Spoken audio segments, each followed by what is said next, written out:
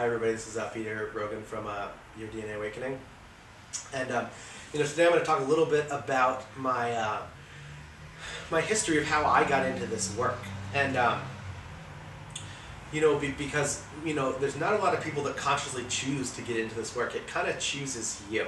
I can promise you, nobody wants to get into a profession where people either think you're crazy or they're scared of you. Nobody's like, what I want to do when I grow up is I want to do something where everybody thinks that I'm crazy when I start to talk about my work. And it's really difficult. It's hard to be involved in something like this where, every single conversation that you're having with somebody is, pushing on their paradigms of understanding in this world, and it's not a fun job necessarily.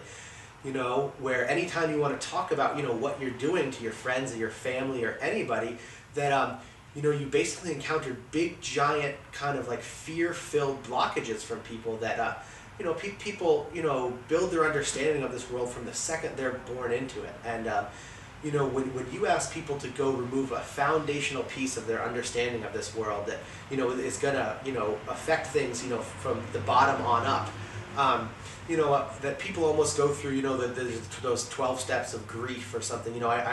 That people almost go through the same type of process with this work, where they encounter it, and the first step is that, like, I'm crazy and you don't have to listen to me, and then, the second step is that, I'm not crazy, but that this work it doesn't actually work, and I'm just doing it for the money, right? It's just like a big scam or something. And, people go through all sorts of explanations until they maybe finally start to entertain the idea that, this work that I'm doing is very real and very effective, and it's really tough to day in and day out be having those conversations with people where they basically, to protect themselves, need to think that, I'm crazy or idiotic or somebody that they shouldn't be, involved with or something, and that, I promise you, nobody, again, when they're little, they're like, what I want to do when I grow up is I want to have conversations with people where they think that I'm crazy.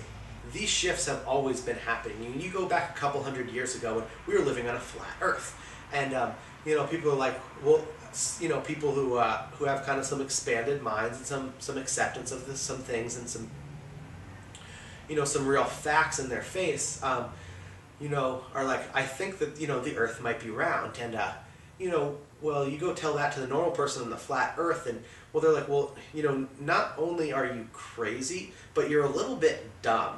If the Earth is round, people are going to be on the bottom of the Earth. They're going to fall right off the bottom of the Earth. That the idea that there's a round Earth, not only are you crazy, but you're kind of dumb. And we are always living on a flat Earth. Just like now, and I'm here saying crazy things to you guys, but they will eventually come out as the new round Earth. There's another dimension that we're starting to access. Went from 2 dimensions to 3. Now we're kind of going up in dimensions in our understanding and our access, and that poo-pooing this work will put you in the same category as the people who are on the flat Earth demanding that we need to go kill whoever it is that's saying that the Earth is round and we're not the center of the universe and we're not the center of the galaxy, and that people were actually killed who were saying this stuff, not just deemed crazy. There was aggressive movements out to stop the spread of this information, and we are again living on a flat Earth where new dimensional understanding is coming into play, and you can either be accessing it or you can be poo-pooing it again.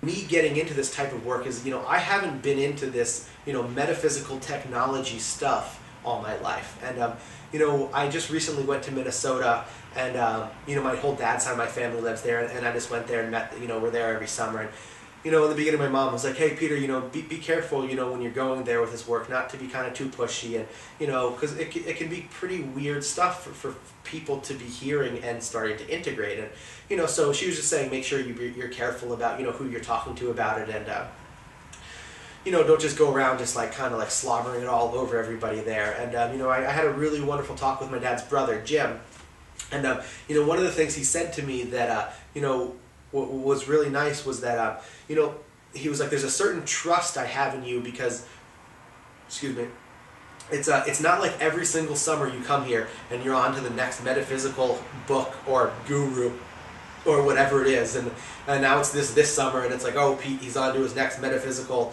thing, whatever. We'll just entertain him and talk to him.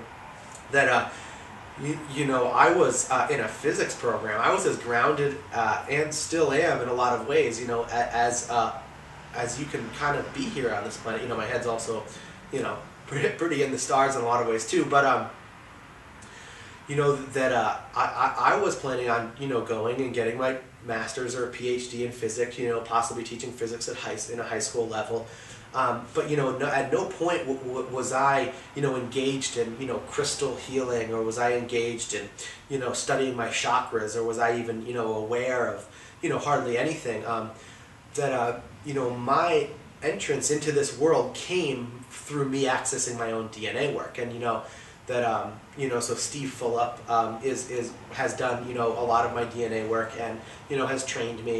He's a he's 28-year-old kid, I believe, in New York City, and just a wonderful kid. But there was no part of me that was involved in this world before I started accessing my own DNA work, and that once you do that, you start to get opened up in energetic ways where you're kind of like, oh, okay, well, maybe I do need to start paying attention to that, or taking the idea of chakras very seriously. Because you just start to get access to that, and I guess I just want to make sure that people are understanding that I came to this work in a very grounded, level-headed way, where I was never kind of wanting it or needing things or involved in 2012, at all. It was literally, after you get more energetically sensitive and attuned, you have to just start taking things more seriously, because they start to become very real.